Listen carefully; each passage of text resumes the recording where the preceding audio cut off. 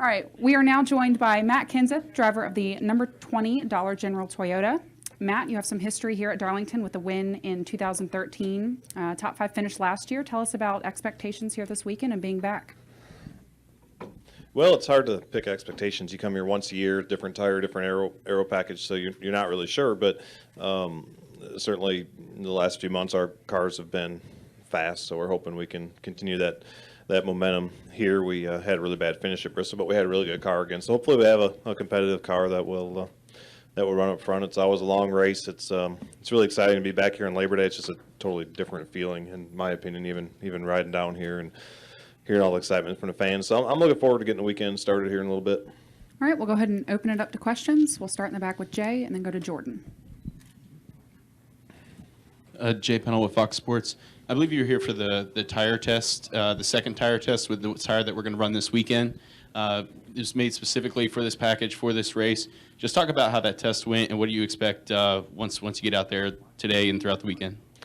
Yeah, I thought the test was fine. I mean, it was it's a tough place to test, when the track is real clean and get a lot of cars here, especially with a softer tire, because they'll change a lot as it gets rubbered up. So, but I thought it was okay. I mean, I don't know if the tire was built specifically for here, but they brought softer tires because they took some downforce off. So, I think it's more what everybody kind of talked about, hoping to get with this package: less downforce, softer tire, more mechanical grip, all that kind of stuff. So we'll see how it works out when everybody gets out here and we get through the weekend. Jordan Bianchi, SBNation.com. Matt, I'm wondering if there's been discussions within Joe Gibbs Racing as a whole or just between you and Jason about how you plan on approaching the chase. Do you guys plan to be maybe more aggressive, less aggressive? Are you going to change your mindset at all? We haven't really talked about it all yet. We still got a couple races to do before that. Really, we've just been looking forward to this weekend. Obviously, they plan farther than that ahead of time all year, whether there's chase or no chase. So certainly, they've been gearing up for that, but that's not to say that there's any less focus for this weekend or next weekend, than there is, coming up. So really just, 1 week at a time. And, this week it's a Southern 500, and in my opinion, it's one of the biggest races of the season. Historic race back here in Labor Day. Everybody wants to come here and try to win this thing. So that's where our focus is today. Lee?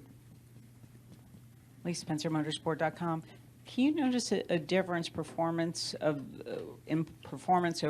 over the entire organization since you expanded to 4 teams? And coming from Roush, where it was like to have 5 teams at some point, and then 4, 3, whatever. Can you see a difference with adding the additional team and the additional information that you gain from that?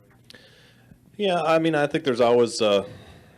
I guess you could always look if you dug deep enough and find pros and cons, I guess. I don't know if the performance uptick really has a lot to do with a 4th team, to be honest with you. I think getting ready for 4 teams last year probably was, might have hurt our performance a little bit last year. I don't know how much it helps our performance this year. Probably helps a little bit. I mean, adding somebody like Carl over there obviously helps us all, and we've got to add more people and all that. But, certainly to expand that much, it takes longer to do things. It takes a little longer to react and, things like that. So I think it's getting used to it. Certainly right now we're running as good as we've ever ran, pretty close to how we've ran in 2013, I think, as an organization. So it certainly, hasn't hurt us, and there's probably a lot of things about it that's helped a little bit. We'll go to Bruce Martin. Bruce Martin, Speed Sport Magazine. Matt, you hear a lot of times drivers complain about somebody doing a stupid move. In your mind, what's the difference between stupidity and bravery when it comes to making a move on the racetrack?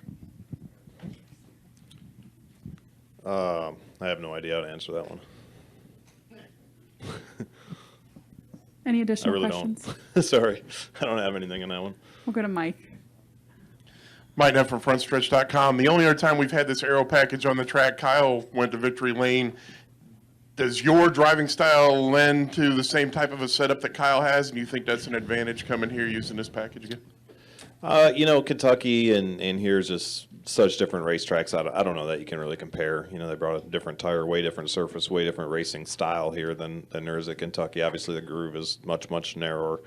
So I think that's really, really difficult to compare. We all had really good cars at Kentucky. I think all 4 of us finished in the top 5, if I'm not mistaken. So I felt like we were all pretty competitive there, and hopefully we can all be competitive here. Yep. Final questions for Matt. We'll finish up with Chris Knight.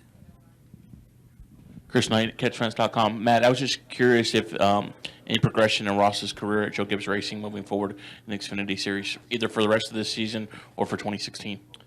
I don't know about next year. This year there's not. This year the schedule's all filled up with drivers and sponsors. So, he's still got an ARCA race coming up at Kentucky for Schrader, and he's got a bunch of big late model races coming up. So that's what he's got on his slate for the rest of this season. Yep. Thanks for joining us, Matt. All right. Thanks, guys.